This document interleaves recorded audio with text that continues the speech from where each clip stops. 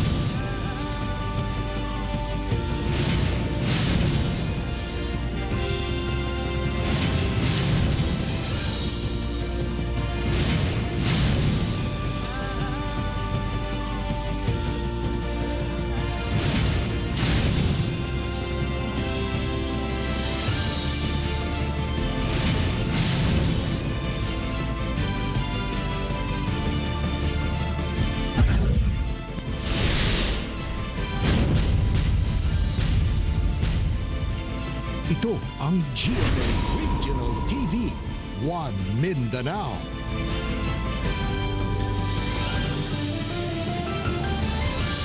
May hapon Mindanao, kini ang GMA Regional TV 1 Mindanao. Hatod namon pinakadagkog pinakulahing balita sa Mindanao. Ako si Teco Campo.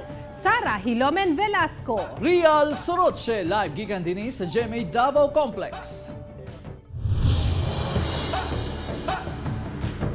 5 ka mga sakop sa terorista ug bandidong Abu Sayyaf ang patay sa enkwentro tali kasunduluhan sa Zamboanga, Sibugay.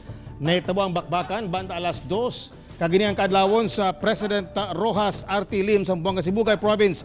Kung nga sa 5 ka mga bandidong Abu Sayyaf ang napatay sa kasunduluhan. Kiniresulta sa gipahigayong hot pursuit operation sa kasunduluhan ug kapulisan sa grupo ni Abral Abdusalam ug Sahid Group leader nga si Furiji Indama. Human sa enkwentro ni atong Domingo sa barangay La Paz, Alicia, Zamboanga, Sibugay.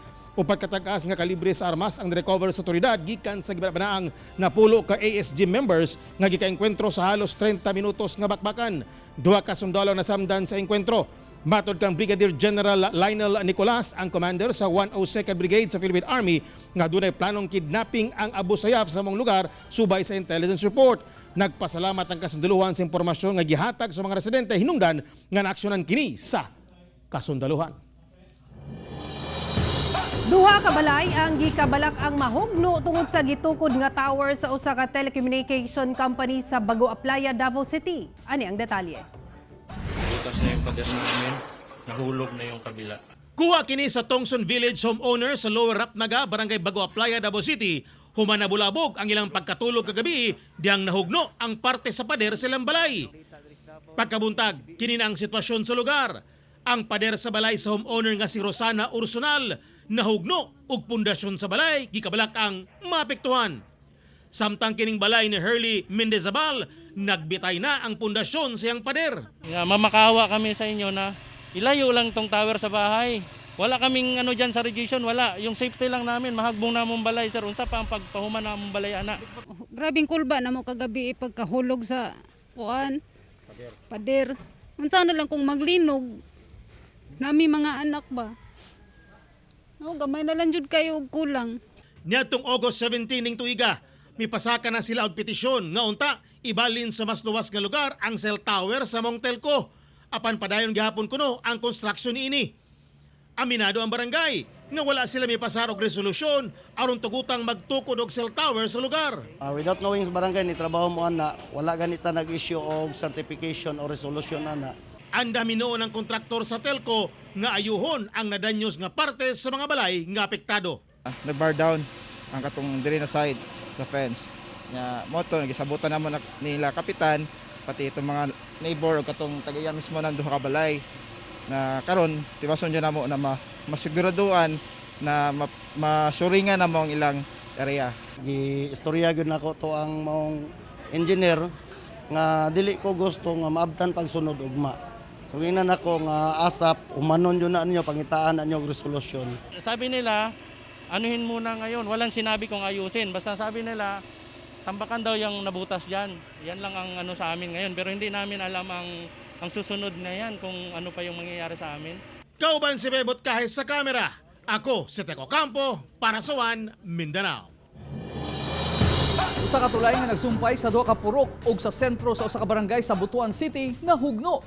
Saysay sa residenteng si Nening Pensenaves, nakurat kuno ang iyang igsuon diyang nadungog ang pagkatagak sa tulay sa sapa sa Purok 5 Barangay Babag. Ang maong tulay ang nagasumpay sa Purok 1, 2 ug sa sentro sa barangay.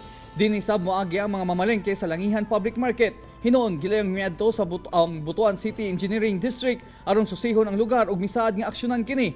Nasayrang gama sa kahoy ug lubi ang maong tulay nga niadtong August 28, 2016 pa giplanong i-repair. Apan wala kini aksyonan hangtod sa mibigay ang tulay. Mayo na lang kay walay naangol atol sa pagkabali sa tulay.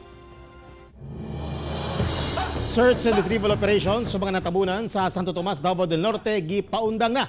Atong sayron ang detalya sa live report ni Jandy Esteban. Jandy. Yes, Tech, nahukman sa incident management team nga undangon na ang search and retrieval operation gumikan. Delikado na kaayo ang excavation site.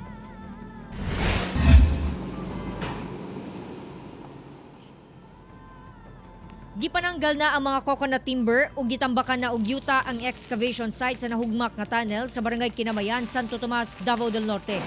Human sa siyam kaadlaw kinalutay, giundang na ang search and retrieval operation sa upat ka giingong treasure hunters nga nalubong ug buhi sa nahugno nga tunnel. Giundang na sa otoridad ang search and retrieval operation gumikan peligroso na kini alang sa mga responders ingon man sa mga propiedad nga nahimutang sa perimeter sa tunnel site. Nakita naman yun nga sa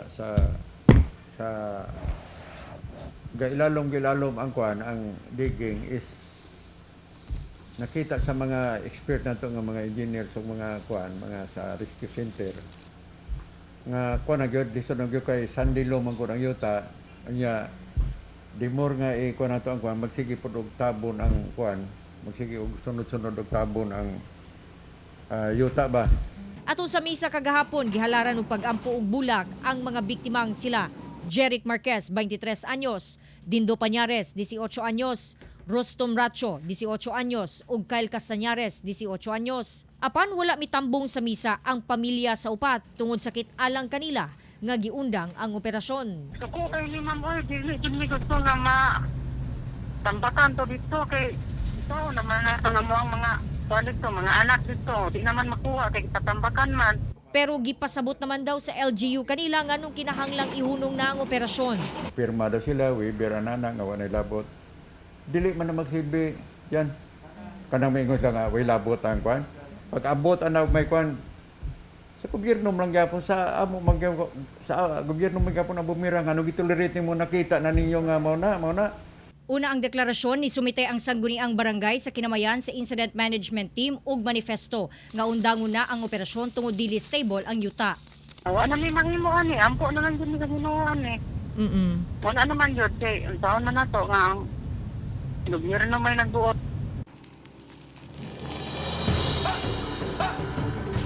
Tek, nakatuto karon ang local government unit ug ang Santo Tomas Police sa case build-up ug sumala ni Mayor Evangelista nga duna gayoy atubangong kaso ang pamilyang Castañares ug ang katong alleged financier sa kining treasure hunting activity. Tek. Okay, daghang salamat, Jandy Esteban. Patay ang usa ka pasahero samtang samdan ang driver sa usa ka tricycle nga nahulog sa Pangpang sa Surigao City. Dead on the spot ang pasahero nga si Francisco Cervantes, 59 anyos, samtang samdan ang driver sa tricycle nga si Acodel Quizon, 57 anyos, ug kauban nga si Alfredo Cervantes, 56 anyos, human mahulog ang tricycle nga gisakyan ini sa barangay San Isidro, Surigao City. Migawa sa investigasyon nga gikan kuno nag-inom ang tulo ug dihang mamauli na unta kini pag-abot sa kurbadang bahin sa kalsada na overshoot kuno ang tricycle dayong pagkahulog sa Pangpang. Napakong matod pa ang ulo ni Francisco ang pasahero sa bato hinungdan sa hinanaling kamatayon niini. Sa Cagayan de Oro City, usa ka lalaking giingong nagmaoy gitig basayang silingan samtang sa Surigao del Norte, uyuan, patay. Human gitig basayang pag-umangkon. Dugang detalye sa report ni Cyril Chavez. Daling gitabang sa mga rescuer ug kapulisan sa puerto si John Michael Mesa, 29 anyos, residente sa Zone 2 sa Barangay Agusan sa Cagayan de Oro City. Human nga gitigbas sa iyang silingan nga si Ronald Perez, 47 anyos. Sumala sa kapulisan ana sa impluwensya nga ilimnong makahubog ang biktima ug nagmaoy sa ilahang lugar. Gibadlong matod pa sa asawa sa sospek ang biktima nga dili magsaba-saba sanglit natulog na kuno ang ilahang mga anak. Human niini, misulod ang biktima sa panimalay sa sospek ug gisulayan kining pagdunggab gamit ang kutsilyo. Apan nakalikay ang sospek ug nakabalos og tigbas pinaagi sa iyang sundang. In fact, alid siya nga ang biktima na kutsilyo pero at sa man niya superior ang iyang hinigiban sa katong alid nga asilan niya.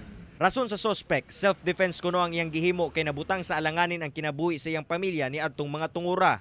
Ako, gadipinsa lagi ko kay nabi ang mga bata gagmay. Ya, dipinsan ako akong pamilya kay simba ko giyang madunggaban. Ako gani, hapit ko na igo sa iyang kutsilyo. Anana sa maayong kahimtang ang biktima sa ospital. Kasong frustrated homicide ang ipasaka sa kapulisan batok sa sospek.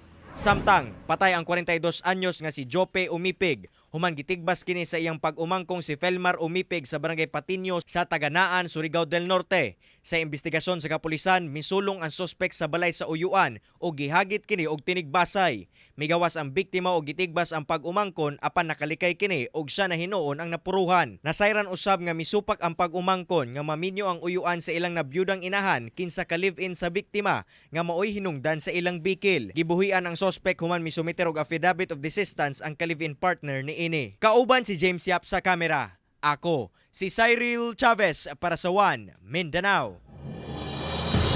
Supply sa presyo sa gulay sa Kapatagan, Digo City sa Davao del Sur, balik normal na, human apektuhan sa pandemya. Yan ang detalye.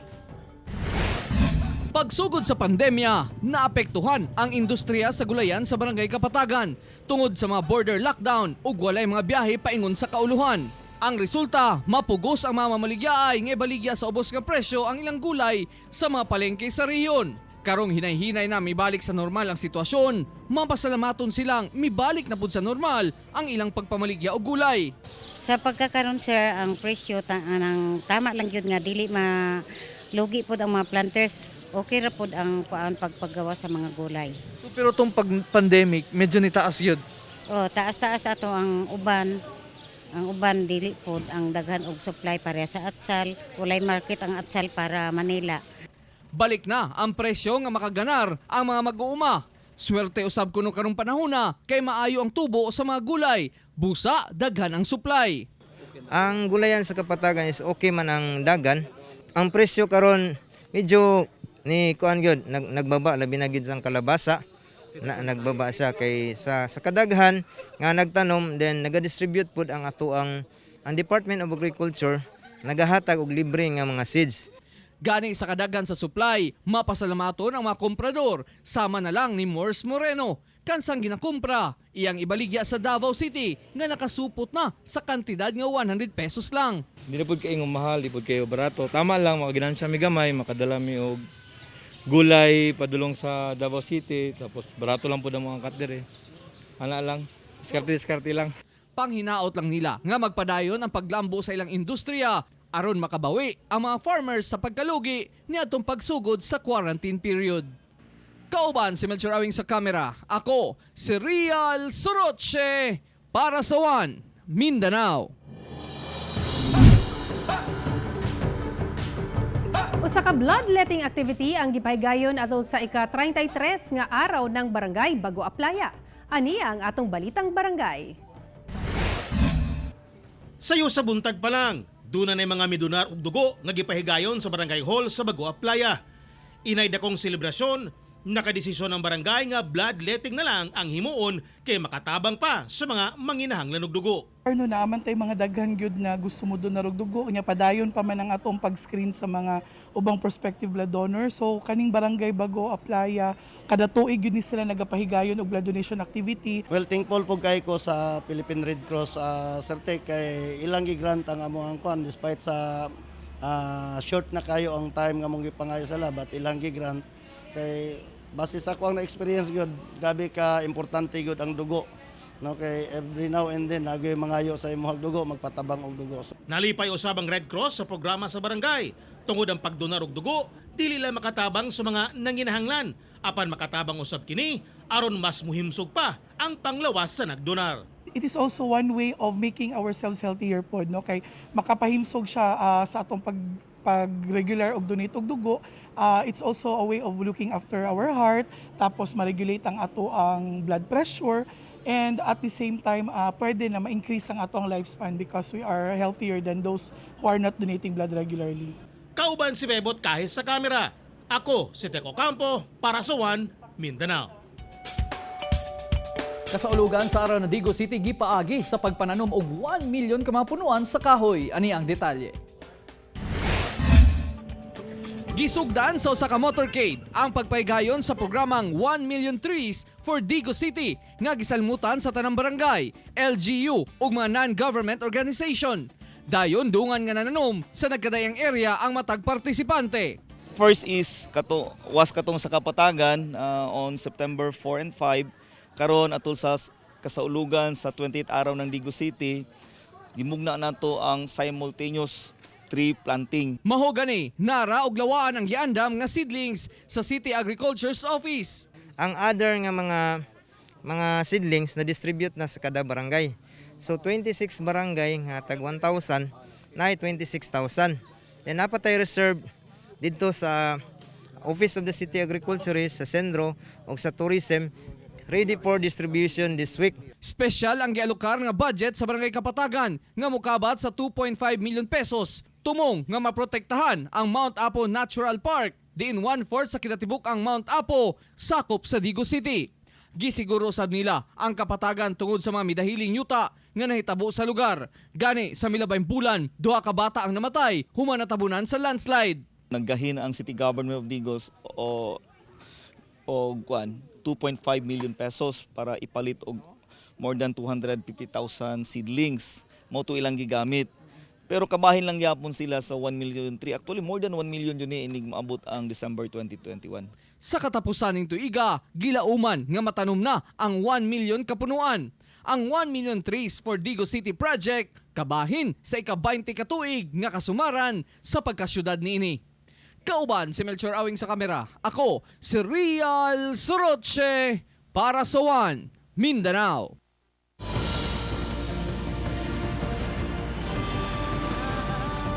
Ito ang GMA Regional TV, One Mindanao.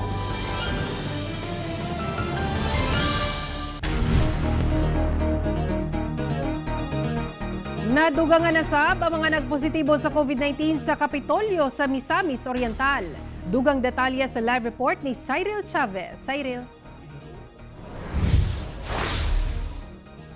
Yasara, duha ka mga trabahante sa Provincial Capital sa Misamis Oriental ang nagpositibo sa COVID-19. Samtang El Salvador City gikonsiderang hotspot. Human nga paspas misaka ang ihap sa kaso sa COVID-19 sa syudad. Gikumpirma sa provincial government sa Misamis Oriental nga duha ka mga trabahante sa Kapitolyo ang nagpositibo sa COVID-19. Pulos mga lalaki ang mga pasyente og nakadestino sa Provincial Accounting Office. Busa temporaryo nga gipasiradan ang maong opisina sukad gahapong adlaw. Gipailawom na sab kini sa disinfection og nag-risk assessment na ang Provincial Health Office ngadto sa opisina. Labi pa nga ubay-ubay gayod ang close contacts sa mga pasyente.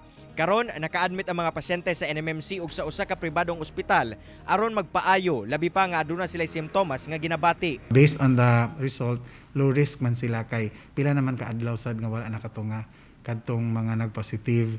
And in fact, all the personnel sa maong nga buhatan gipailalom sa rapid detection test, and thank God all of them yielded a negative result. Samtang ginakonsidera karon ang El Salvador City nga high risk sa COVID-19 tungod sa paspas nga pagsaka sa kaso sa mong sakit sa syudad. Base sa ulahing datos, sagad sa mga bag-ong kaso mga close contact ni patient number 3. Kinsa maoy unang local case sa syudad nga residente sa barangay Pedro S. Bacolio o Bolo-Bolo.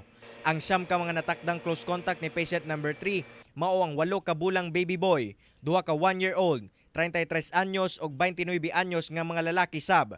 Ingon man, 2 anyos, 14 anyos, 31 anyos og 24 anyos nga mga babae. Samtang natala sab ang ika-13 nga kaso sa syudad nga usa ka 60 anyos nga lalaking trabahante sa Kapitolyo og residente sa poblasyon. Yang kuan entry malay uban sa pito ka balay nga yang urang silingan yon.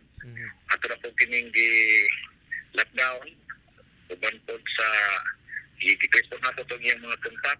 O kinsa nagtuan, pero giman kani siya lakan kay tao, kay ikan Cagayan, uli, Mercado, uli. Sara, miabot na ngadto sa 13 ang cumulative case sa El Salvador City, samtang sa probinsya sa Misamis Oriental anaa sa 226 ang total cases. 137 ang active cases niini. Kini human nga nadungagan og duha ka mga local case karong adlaw gikan kini sa lungsod sa Alubihid og puro sila mga apor. Sara. Okay, dagang salamat, Cyril Chavez. Unong kamay empleyado sa DILG Region 9 sa Pagadian City nagpositibo sa COVID-19. Anyang COVID-19 update sa Mindanao, pinaagi nining report.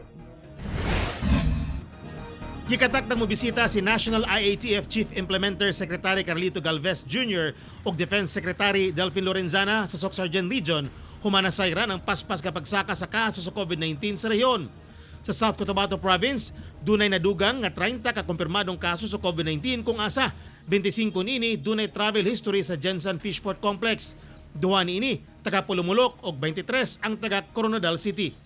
Gani dunay planong ibutang ubos sa Modified Enhanced Community Quarantine ng South Cotabato Province ug General Santos City. Dunay 209 ka kumpirmadong kaso sa COVID-19 sa South Cotabato Province. 85 ang recoveries ug usa ang namatay. Samtang anaa sa 131 ang total COVID-19 cases sa General Santos City, 49 ang nakarecover ug 6 ang namatay. Gikumpirma sa Pagadian City Health Office nga unong ka-empleyado sa DILG Region 9 ang nagpositibo sa COVID-19. Ana-ana sa Zamboanga City ang mga empleyado dihang nahibawan nga positibo dahil sila sa virus. Tungod niini, duha ka semanang giundang una ang operasyon sa buhatan nga nagsugod niadtong Lunes kanusa gidisinfect sab ang maong buhatan. Napailam na sab sa rapid test ang tanang empleyado nini. Nagpadayon sab ang contact tracing sa mga nakahimamat sa pasyente, ilabi na sa mga balay nga gipuy-an nila sa Pagadian City. Sa karon, 0 active cases ang Pagadian City, human naka-recover na ang 5 ka nagpositibo sa COVID-19 sa syudad. Sa Kidapawan City, 19 ka mga banay o anaa sa 50 ka mga individual ang napailam sa quarantine sa Barangay Marbel. Human nakahimamat ang usa ka nagpositibo sa COVID-19 nga residente sab sa barangay. Tungod nini, pugsano na sab ang pagsuot og face mask ug face shield sa mga taga-barangay. Gipaabot nga mahuman sa Biyernes ang quarantine. Gipatuman sab ang curfew sugod alas 8 sa gabi. Ako si Teco Campo para sa One Mindanao. Gawa sa pagtapok sa mga SAP beneficiary sa mga payment center, dasok usab ang uban sa pagkuha og rekisito sa barangay sa pag-claim og SAP cash subsidy. Anang report ni Sheila Vergara Rubio. Sa mga SAP beneficiaries nga wala makadot og text kalabot silang reference number, nagaadto kini sa barangay hall aron mokuha og form og reference number aron gilayon na ning ining ma-claim sa mga payment center ang ilang ayuda. Sa iyo sa buntag, mao kini ang sitwasyon sa gawa sa barangay Lisada, Turil. Dagsa ang mga beneficiary nga mokuha og rekisito sa pag-claim sa second tranche sa SAP. Saglit limitado ang makasulod sa barangay bunga sa ginapatumang health protocol. Ang mga nagpaabot sa gawas, daw dili na maobserba ang social distancing. Busa, giling mitabang ang kapulisan.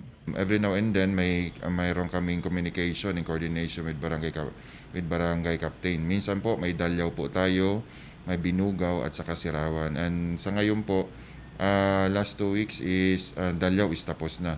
So ngayon is Lizada naman. So ang atin dito is yung prior makakuha sila po ng kanilang benefits from the remittance, meron po silang pinifilapan doon sa barangay. Aminado ang kapulisan nga naglisod sila sa pagkontrol, ilabi na nga side sila nga daghan ang naglisod karong panahon nga dunay pandemya. Busa na ning kamot usab nga makakuhag ayuda. Sa pagkakaroon, nagkigorden na sila sa mga payment center nga bahinon ang pag-release aron dili magpinaabot og dungan. Nasubay usab nila ang ubang rason nganong hilabihan kadaghan ang tao sa mga payment center. In-advisean po namin yung may mga kukuha po ng sa remittance na kanilang pera sa SAP po is kung may mga kasama po sila is wag na rin po doon tatayo sa katabi nila kay it will also magdadagdag po doon sa ating mga violation ng social distancing. Kauban si Bebot Kahes sa kamera, ako si Sheila Vergara Rubio para sa One Mindanao.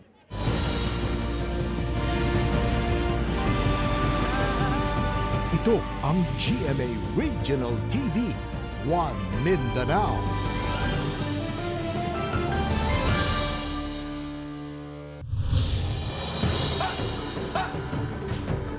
Duha ka kusog nga linog ang nasinati sa Sarangani, Davao Occidental karong adlaw. Ang unang pagtayog nasinati kaganihang alas 11:41 sa buntag nga doon nagikusgon nga magnitude 5.5. Natala ang epicenter niini 208 kilometers southeast sa Sarangani, Davao Occidental. Tectonic ang origin ini. Bisan sa dagat kini nahitabo walay tsunami warning nga gipagula. Samtang ikaduhang linog nahitabo 3:18 karong hapon lang. Bitala kini og magnitude 6.3 nga naa sa 59 kilometers southeast sab sa Sarangani, Davao Occidental. Wala pa reported intensities apan gipaabot ang mga aftershocks human sa linog. Bisan dunay hulga sa COVID-19 Annual Mindanao Business Conference, madayon gyapon pinaagi sa online. Subay sa tema nga Mindanao Journeying the New Normal, ipaygayon ang 29th Mindanao Business Conference pinaagi online. Gilauman nga may iskutan ang mga polisiya, status sa ekonomiya o mga posibleng proyekto nga mahimo sa isla luyo sa pandemya. Lauman sab nga mas matagaan og importansya sa conference ang hiskutanan sa agrikultura sa Mindanao. Mutambong usab sa Department of Finance Secretary Carlos Garcia Dominguez, Department of Agriculture Secretary William Dar, Mindanao Development Authority Secretary Emmanuel Piñol ug uban pa. Tourism, so may atong mga tourism packages, now that we are opening karon ang economy.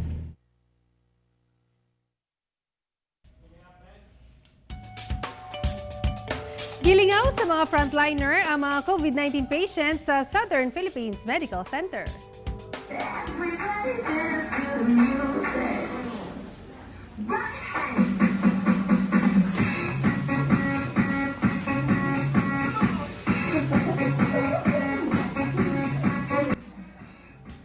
Mao kini ang gilusad nga movement activity sa mga frontliner alang sa mga COVID-19 patients sa isolation ward sa SPMC. Usa kini ka pamaagi sa mga frontliner nga dili lang malingaw apan maka-ehersisyo pa. Makitang misabay sa pagkiay-kiay ang mga level 2 COVID-19 patients. Gihimo kini sa SPMC tungod ang pagkalingaw sa mga pasyente, makatabang usab aron positibo ang ilang panlantaw bisan duna sila'y sakit. Gisaway ni Mayor Sara Duterte ang kapitan sa Barangay 10-A sa Davao City nga nadakpan human nag-ulo-ulo og sabong. Ani ang detalye. Do not be the person nga example sa pag-violate sa balaod na you are supposed to implement dinha sa inyong barangay. So, dili ka angay magbarangay kapitan kung ikaw mismo mo-violate ka sa balaod nga dapat gina-implement nimo. Mao kini ang pahayag ni Mayor Sara Duterte. Labot sa pagkasikop sa kapulisan kang Barangay 10-A Kapitan Mark Cayetano, human gitudlong nangulo sa sabong sa San Rafael, Davao City. Gironda sa Davao City Police Office ang farm ni Kapitan human sa sumbong sa nagpakabanang residente nga nagapahigayon sila Kapitan og illegal nga pasabong. Uban ang iyang kagawad og laing 27 kakaubanan. Bulang kwarta nga sobra 200,000 pesos o mga panabong nga manok ang nakuha gikan sa mga dinakpan. Po, na nag-report ato ang i-validate, man pag-validate nakitaan nga tinuod, mo to nang gikasadayon ang police operation ato. Kasong paglapa sa PD 449 RA 11332 in relation to Executive Order 47-A sa lokal nga panggamhanan sa Davao City ang atubangong kaso sa mga dinakpan. Sa maong hitabo, dunay panawagan ang otoridad. Pamatuod pod nga ang Davao City Police Office way pilion basta kung makabayolate ka mo di ka mo follow sa balaod, mamahimo jud ka isa sa mga kandakan o police operations. Ako si Real Soroche para sa One Mindanao. Mga kapuso, 107 kaadlaw na lang una magpasko. Mga kapuso, way puas ang among paghatod og balita. Bisitahin www.gmaregionaltv.com ug mag-subscribe sa official YouTube channel sa GMA Regional TV. Busa mga kapuso, ayaw paulay sa mga dagkong balita sa nagkadayang riyon sa nasod, subscribe na. Ug mo katumulahig dagkong balita sa Mindanao karong adlaw. Ako si Real Soroche. Dagang salamat sa inyong kanunay nga pag-uban kanamo matag adlaw. Ako si Sara Hilomen Velasco. Tungod ang mga balita sa atong palibot, importante alang kanamo. Kini ang GMA Regional TV 1 Mindanao. Tek Ocampo, buong puso para sa Pilipino.